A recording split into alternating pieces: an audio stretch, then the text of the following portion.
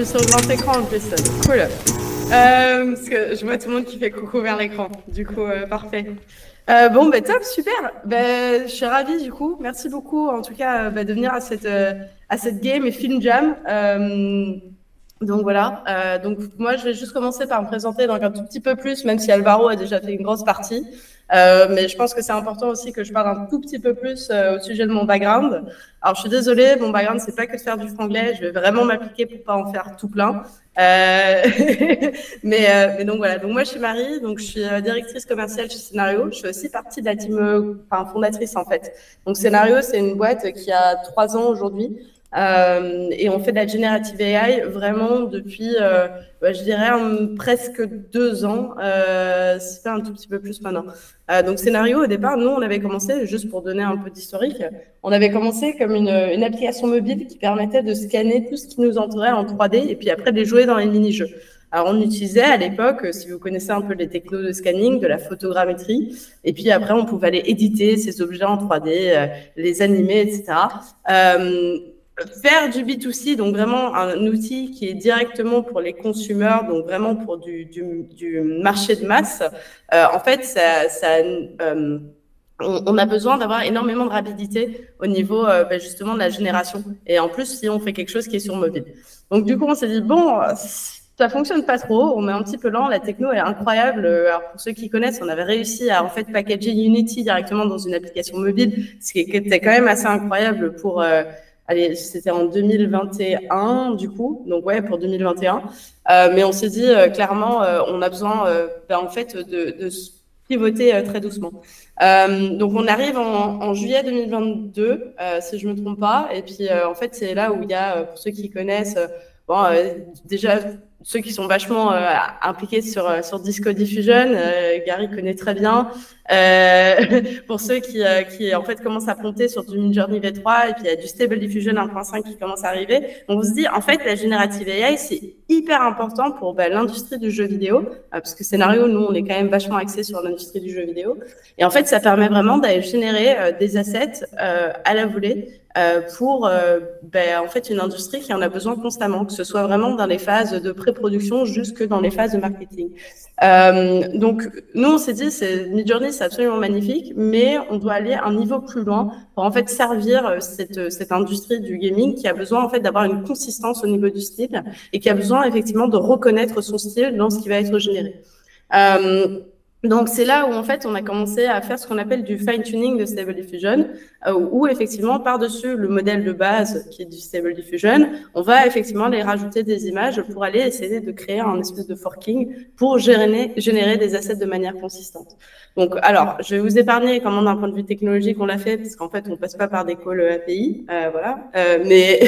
Mais donc, c'est comme ça que Scénario est né. Alors, je pense que c'est important juste de faire un petit peu cette historique-là. Moi, je vais sauter directement dans une petite démo et puis je vais vous présenter donc la plateforme. Donc, Scénario, nous, on est accessible via une web app, mais on est aussi accessible via API parce qu'en fait, la vision de Scénario, c'est de se dire, dans le futur, en fait, du jeu vidéo, en fait, tous les pixels seront générés par de l'IA.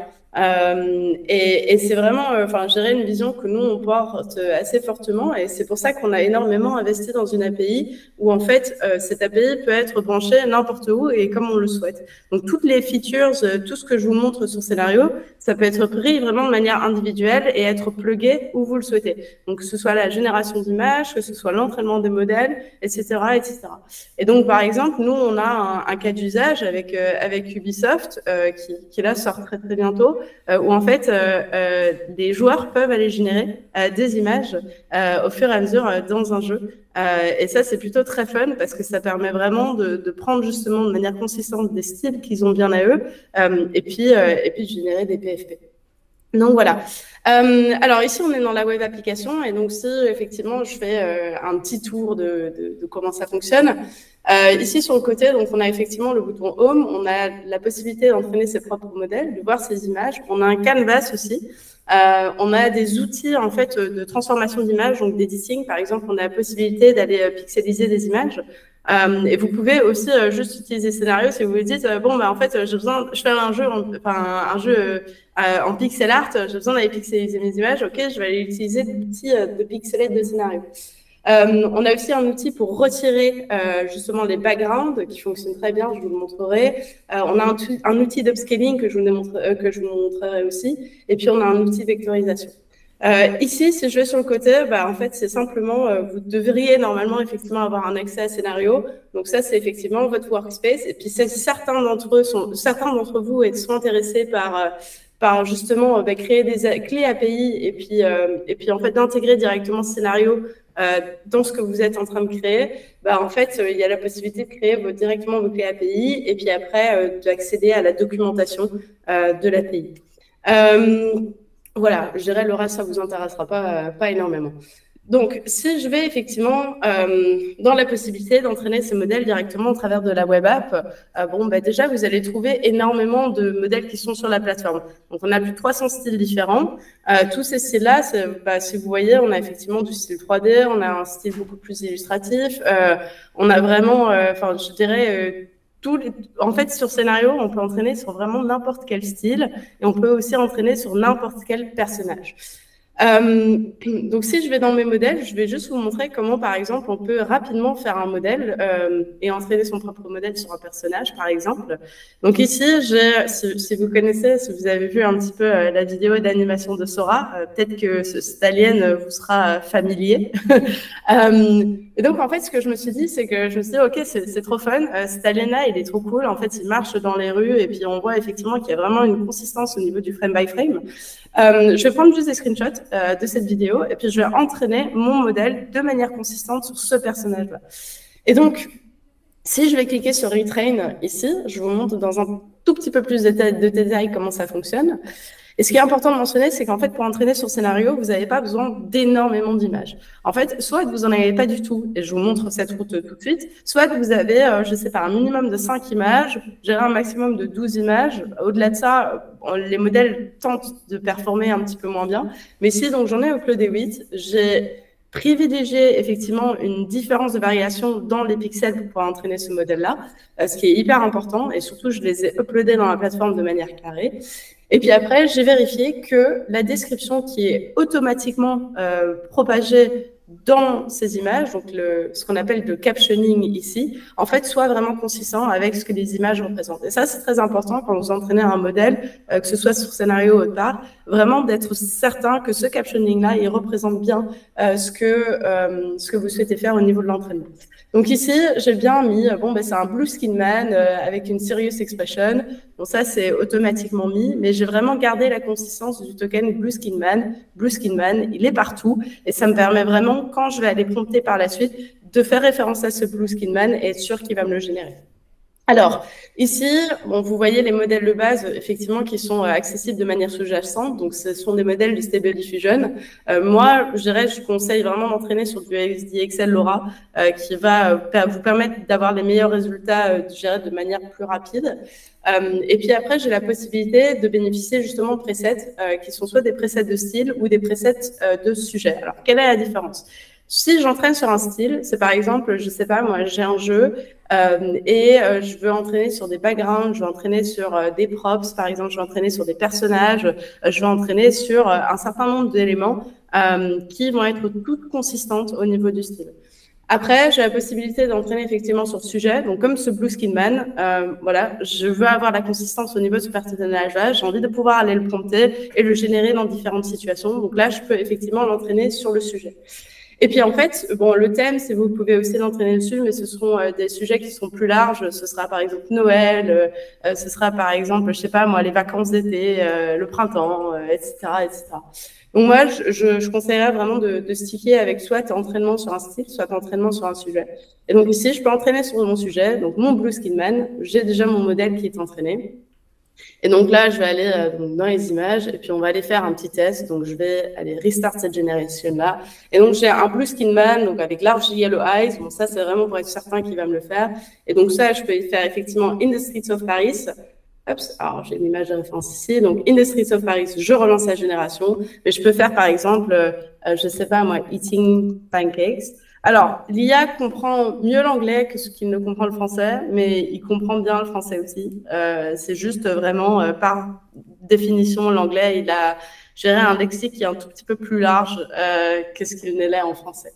Donc voilà, donc ici, donc je le génère en train de manger des pancakes. Je peux le générer aussi, je sais pas moi, in a food market par exemple.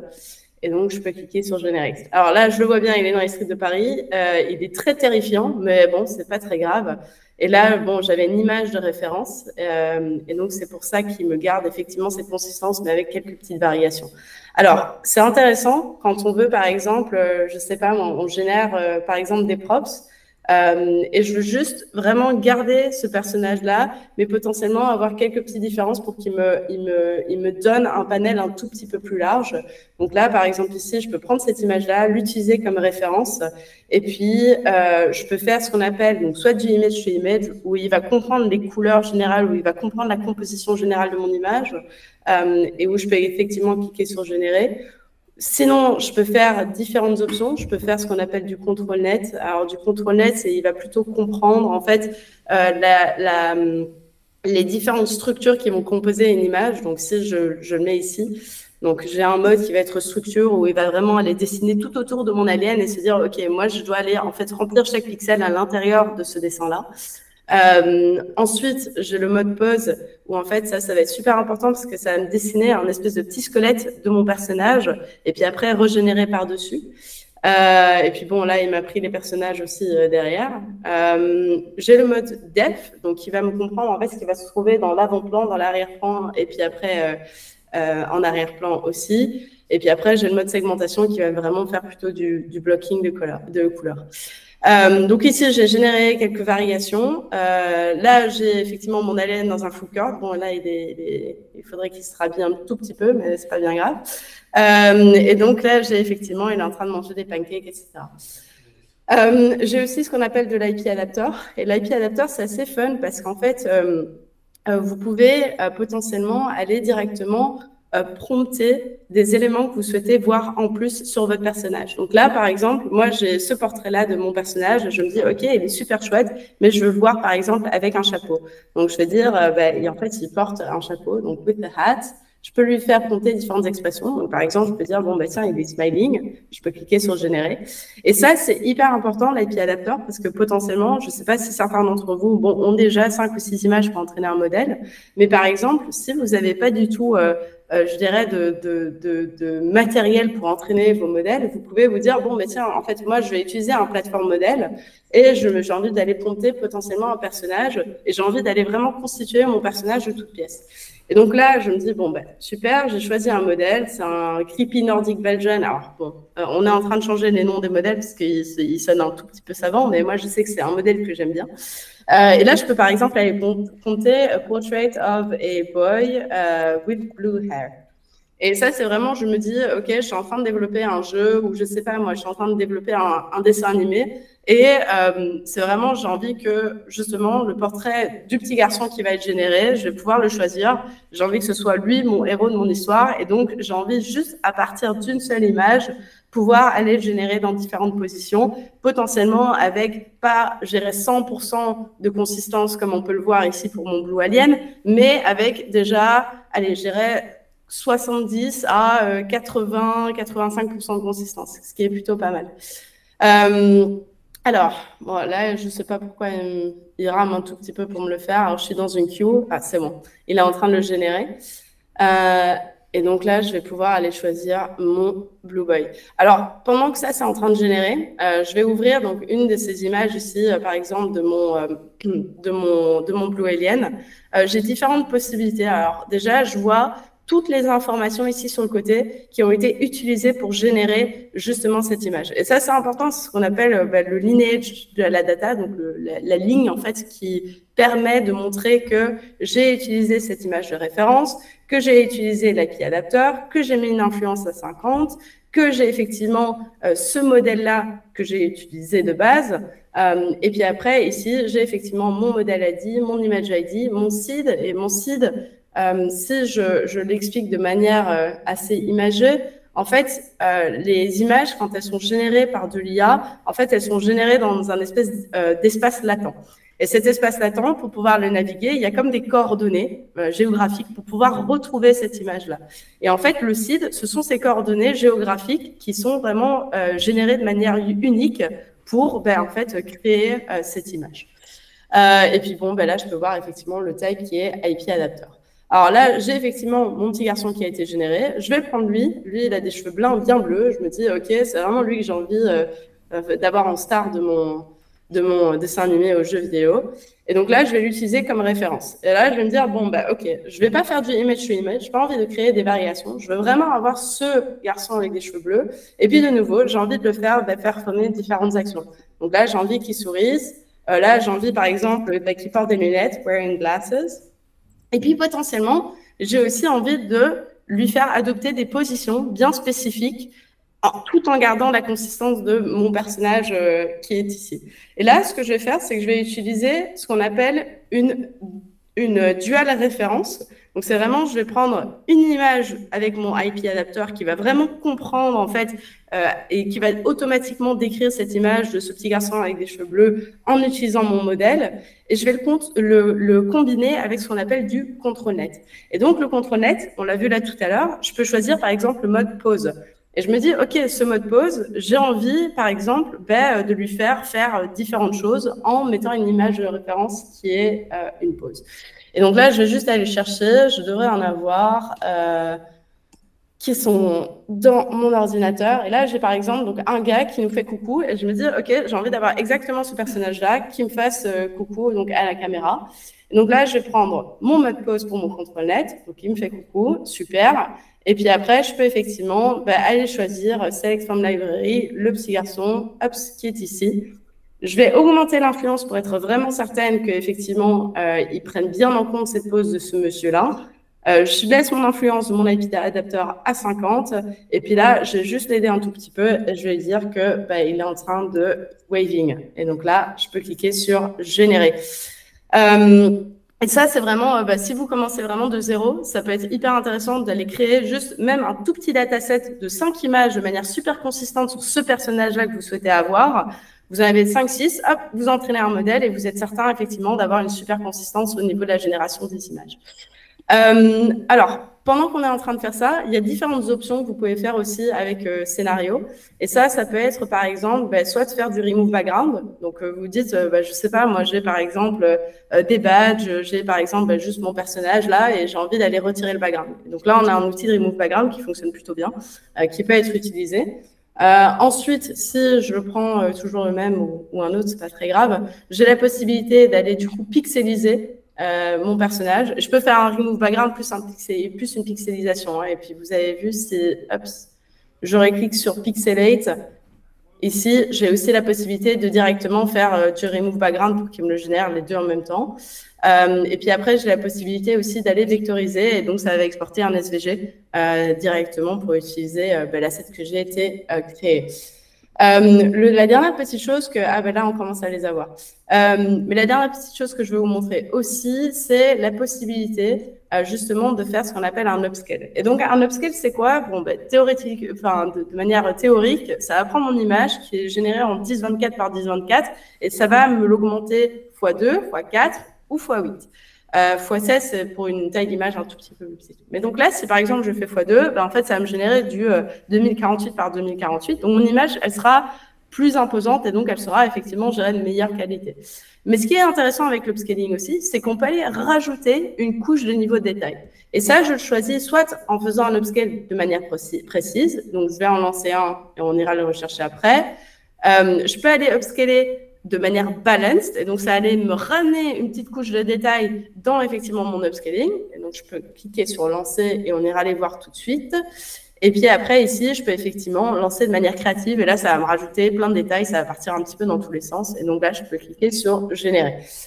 Et ce qui est super avec Scénario aussi, c'est que vous pouvez lancer en fait toutes ces batchs d'inférences. Enfin, vous voyez, hein, je lance plein de choses en même temps en parallèle, et ça me permet vraiment de travailler de manière beaucoup plus rapide. Donc voilà. Alors là, j'ai mes petits personnages qui font coucou. Alors parfois, ils galèrent un petit peu avec 5 doigts. Je pourrais les prompter, s'il te plaît, fais-moi 5 doigts, vraiment, absolument. Mais ici, je peux voir effectivement, celui-ci, il est utilisable, il a son petit pouce là. Celui-ci, bon, il a 6 doigts, donc potentiellement, il faudrait que j'aille l'éditer. Mais je dirais, j'arrive vraiment à lui faire adopter différentes poses et ce qui me permet effectivement de l'utiliser par la suite là où je souhaite. Alors, je vais regarder si mes upscales ils sont prêts. Comme ça, je peux vous montrer effectivement les résultats. Et puis, je vais juste vous montrer peut-être 2-3 choses après. Donc là, effectivement, donc j'ai mon upscale. Mon upscale, il est en standard. Donc, c'est vraiment un standard upscale. Donc, il me transforme de 1024 à 2048 par 2048. Et les autres sont toujours en train d'être procédés. On y retourne dans un instant. Il y a une possibilité aussi sur scénario qui s'appelle en fait la composition de modèles. Donc là, vous vous dites, bon, c'est trop super, mais en fait, déjà, j'ai les plateformes modèles qui sont existantes, mais c'est peut-être pas tout à fait ce que je souhaite avoir. Ou bien potentiellement, je sais pas, moi, j'ai envie d'aller créer, je sais pas, moi, j'ai un modèle de badge, j'ai un modèle d'alien, j'ai envie d'aller créer des badges aliens, par exemple. Je peux faire ça au travers de ce qu'on appelle une composition de modèles. Et là, c'est vraiment où je vais aller mélanger mes modèles ensemble pour potentiellement aller découvrir soit différents styles, soit combiner deux éléments ensemble, ou bien aller créer en fait des scènes qui ont plusieurs personnages.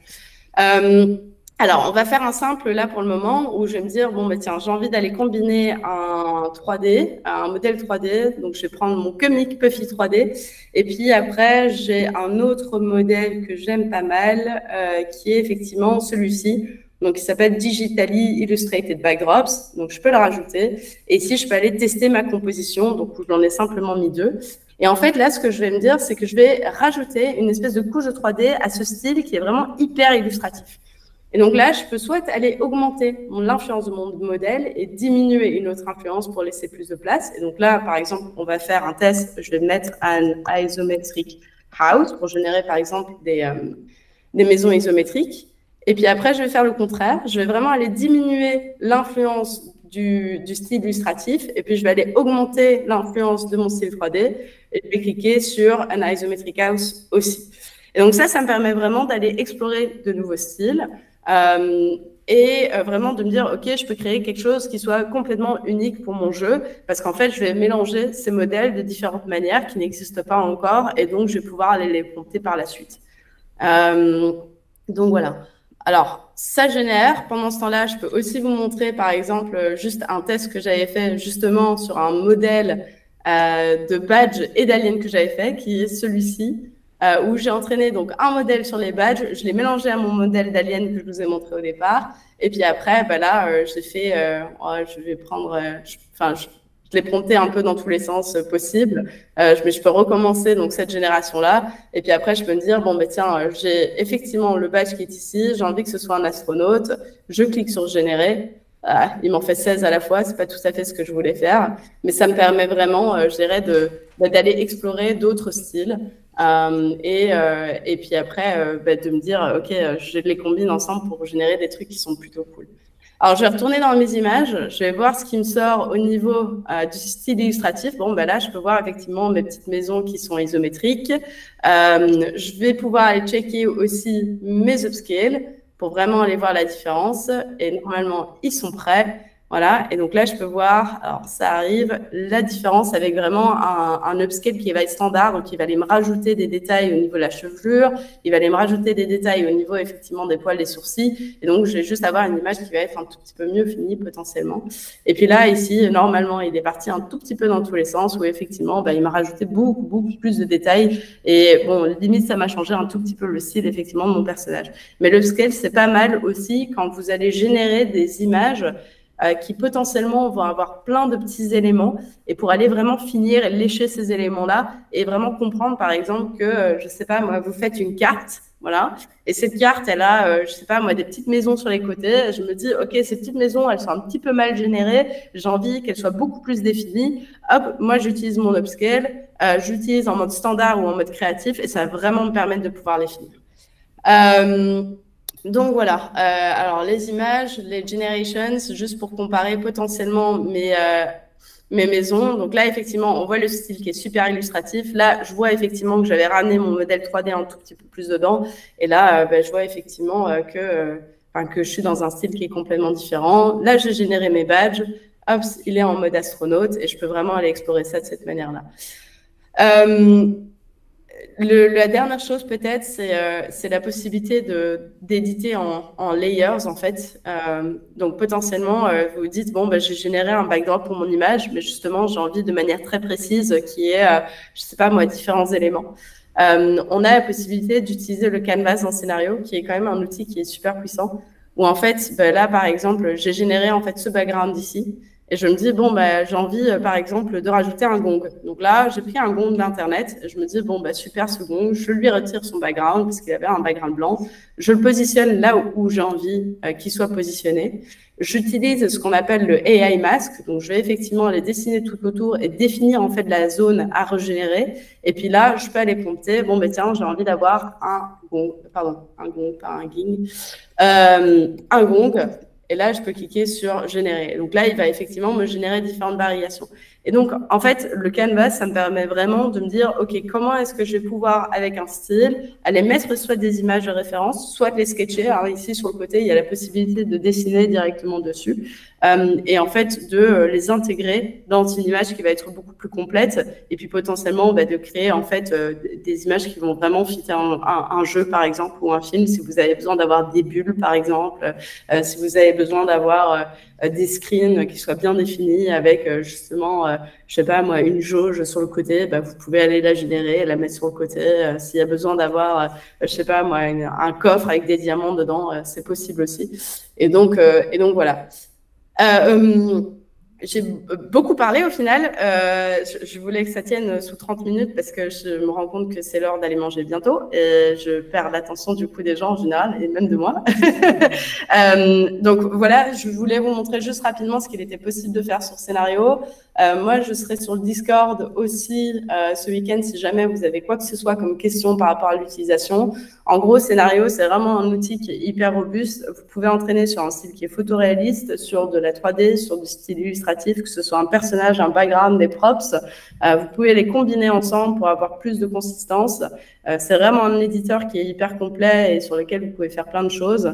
Donc voilà. Et puis après, juste dernier petit tip aussi, si jamais vous êtes plusieurs dans le workspace et que en fait tout le monde commence à générer, il y a une manière très très facile de pouvoir organiser vos assets. Donc là, je les ai sélectionnés et en fait, je peux les organiser soit par collection, soit je peux aller taguer ces images en leur donnant un tag qui est soit mon prénom, soit le projet sur lequel je suis en train de travailler. Donc voilà. Top, j'ai fini, je pourrais continuer, mais je pense que c'est pas tout à fait le but. Je sais pas si vous voulez que je prenne des questions ou sinon, on peut me retrouver sur le Discord, quoi. Je sais pas, Alvaro, du coup, comment on peut procéder. Moi, je me demandais juste si ça marche bien aussi sur les décors, du coup. Parce que là, ça marche pas mal sur les personnages, est-ce que sur du décor, ça... Ouais, complètement. Si je fais, faisons un décor. Voilà, ici j'ai du line art. Ça, c'est un modèle que moi j'ai entraîné, mais je vais vous montrer un autre modèle que moi j'ai fait que j'adore, qui s'appelle le post-apocalyptic world. C'est celui-ci. Et là, je me dis je génère et puis je peux faire par exemple a seaside landscape. Et puis, en fait, ce que je peux aller faire aussi, c'est changer l'orientation, la dimension, en fait, de ma génération pour vraiment que j'ai un landscape. Mais ouais, complètement. Tu peux aussi l'entraîner sur des backdrops, quoi. Complètement. Et je me demandais si on pouvait rentrer manuellement des contrôles-nets de type depth ou sketch, ou est-ce que ça la génère forcément à partir de l'image qu'on lui donne, ou est-ce qu'on peut lui donner une ZDF direct Non, tu peux directement uploader n'importe quelle image et puis utiliser le contrôle net depth, structure ou ce que tu souhaites effectivement avoir. Tu peux vraiment importer ce que tu souhaites comme image, tout à fait. Ouais.